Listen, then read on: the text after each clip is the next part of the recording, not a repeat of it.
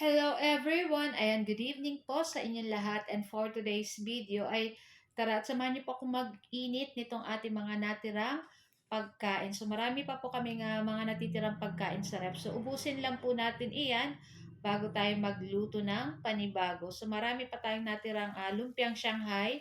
Kung matatandaan niyo po ay marami tayong nagawa nung nakaraang araw. So ito na lang yung natitira, kaya lutuin na po natin para makapagluto na tayo ng panibago. So, lulutuin lang natin itong ating lumpiang Shanghai side to side hanggang mag-golden brown. At pag ganito na guys, na golden brown na, ayan, pwede na po natin yan hanguin. Siyempre, huwag natin kalimutan gumamit ng paper towel para yung excess oil niya ay hindi po natin makain para masipsip no paper towel.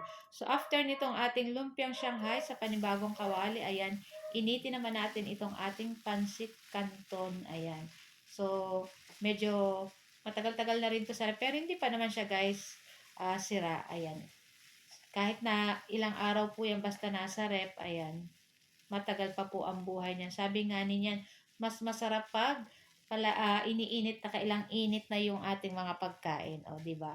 So ayan, initin lang natin itong ating pansit canton, and may kaning lamig pa po ako diyan, so ipa-fried rice ko na lang para mas masarap naman yung ating dinner. Ayan na nga, at halu-haluin lang po natin iyan. Ayan, umuusok-usok na. So, mainit na rin to guys. So, pwede na rin natin to hanguin at i-transfer na rin natin sa ating plato. So, hindi ko na hinugasan yung ating kawali. Ayan, naglagay lang tayo ng konting mantika at igisa natin dyan yung ating bawang.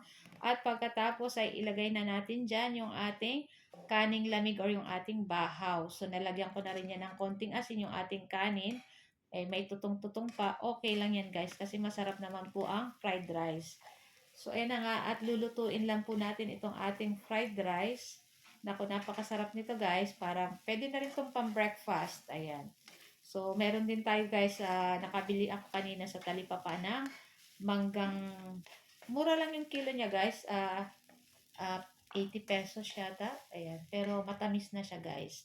So, yun na nga, at naglagay lang ako ng liquid seasoning para may lasa na yung ating fried rice. Konti lang, ayan, para mas masarap lang.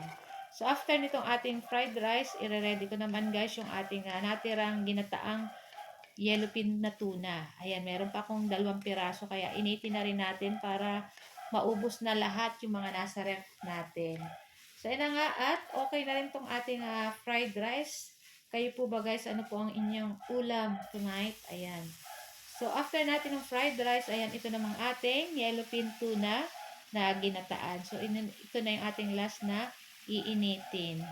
So, bukas makakapagluto na tayo ng bago kasi kainin na natin lahat itong mga natira. So, guys, ayan, at ito lang po ang ating video today, at sana po ay nag-enjoy kayo. Huwag niyo po sanang kalimutan mag-like, comment, at pa-share na rin po ng ating video. So, guys, thank you for watching and see our next video again. Ciao! Bye!